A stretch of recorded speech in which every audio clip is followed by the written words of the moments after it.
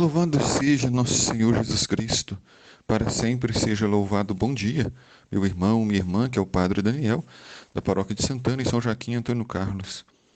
Hoje é dia 16 de fevereiro, sexta-feira.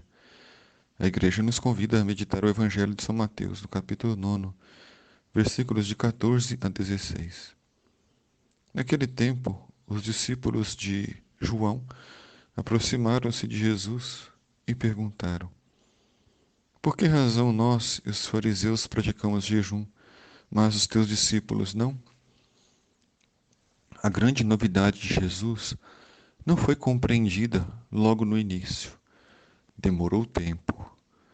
Demorou tempo para entender que Jesus é o Filho de Deus, mesmo sendo humilde, mesmo sendo humano, mesmo sendo próximo de todos. Demorou para entender que Jesus, mesmo sendo Deus, assumiu a sua cruz em solidariedade com todos os crucificados, os injustiçados, os marginalizados e os pobres. E a prática do jejum gerou muita discussão, gerou muito conflito entre as autoridades religiosas e o Cristo. Porque para Jesus o jejum ele é muito importante, pois o próprio Jesus praticou o jejum no deserto, ficando 40 dias e 40 noites sem nada comer. Mas a grande questão para Jesus é que não se deve praticar o jejum simplesmente como uma obrigação, simplesmente como uma lei, mas praticar o jejum por amor, praticar o jejum como comunhão com Deus. Pois o próprio Jesus já havia afirmado que nem só de pão vive o homem, mas de toda a palavra que sai da boca de Deus. Mas há um tempo para tudo. Há o tempo de jejuar, que é um gesto sagrado, mas há o tempo também de se alimentar. Sempre houve na história pessoas que condenam o prazer, condenam a bebida, a comida, as coisas materiais e colocam as coisas do mundo como se fossem contrárias às coisas de Deus.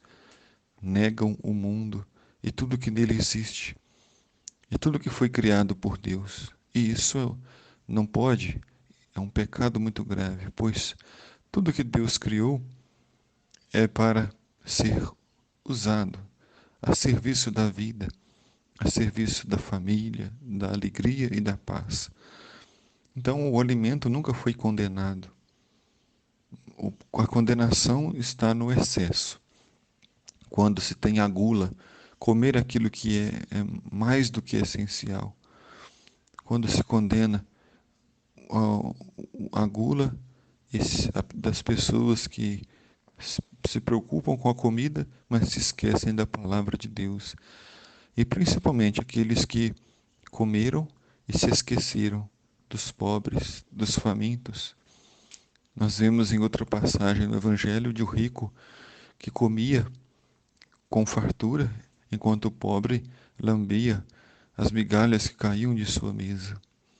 Então, o jejum deve ser, além de um gesto sagrado, deve ser também uma atitude de comunhão com Deus, uma atitude de comunhão com as pessoas. Se praticamos o jejum, nós odiamos as pessoas. Se praticamos o jejum, mas não nos lembramos de Deus, de nada vale o nosso jejum, como um ritual sagrado. Por isso, disse Jesus, por acaso os amigos do noivo podem estar de luto enquanto o noivo está com eles?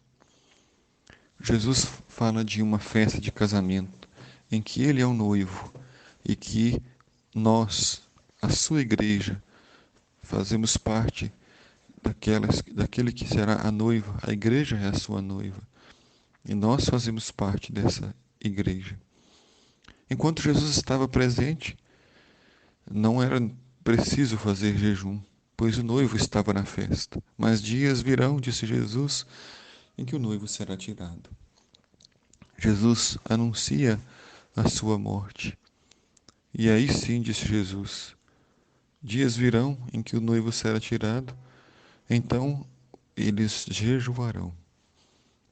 O jejum como comunhão com Deus, o jejum como comunhão com o próximo.